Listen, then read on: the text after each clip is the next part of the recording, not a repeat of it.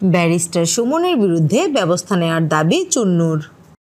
সংসদ সদস্য হিসেবে নিজের সম্মানী ভাতা আর বরাদ্দের তথ্য সামাজিক যোগাযোগ মাধ্যমে প্রকাশ করায় ব্যারিস্টার সৈয়দ সায়েদুল হক সুমনের প্রতি ক্ষোভ ঝেড়েছেন বিরোধী দলীয় chief whip Mujibul Haque Chunnu.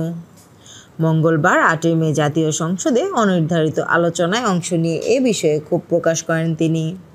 Barrister সুমনের নাম প্রকাশ না করে বিরোধী দলীয় চিফ হুইপ বলেন, আমাদের হাউজে একজন সংসদ সদস্য, নাম বলতে চাই না, তিনি নতুন নির্বাচিত হয়েছেন। তিনি ফেসবুকে যে বক্তব্য দিয়েছেন তাতে আমরা সবাই ভুক্তভোগী। মুজিবুল হক চুন্নু বলেন, তিনি বলেছেন, আপনারা জানেন এমপিরা কত টাকা বেতন পান?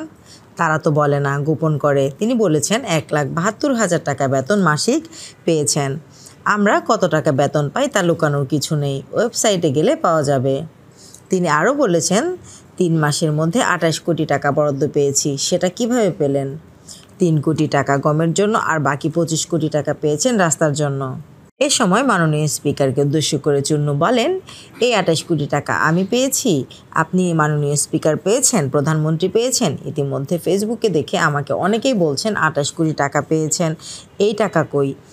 তিনি বলেছেন 25 কোটি টাকা পেয়েছেন, কিন্তু আমরা তো পাইনি। স্থানীয় সরকার এমপিদের যে 20 কোটি টাকা বরাদ্দ দেয়, এই প্রসঙ্গে চুন্নু বলেন, স্থানীয় সরকার বিভাগ জরিপ করে টেন্ডার করে, তারপরে বাস্তবায়ন করে, কিন্তু সংসদ সদস্য বলছেন আমরা 25 কোটি টাকা বরাদ্দ পেয়েছি। শুধু তাই না, তিনি আরও বলেছেন, এমপি হলে যদি এত লাভ হয় আরও আগে এমপি হতাম। কেবল সস্তা জনপ্রিয়তার জন্য নতুন সংসদ সদস্যের এমন আচরণ উল্লেখ করে তার বিরুদ্ধে ব্যবস্থা নেওয়ার দাবি তুলেন বিরোধী দলীয় এই সংসদ সদস্য। স্পিকারের উদ্দেশ্যে তিনি বলেন, আপনি হলেন এই সংসদের অভিভাবক।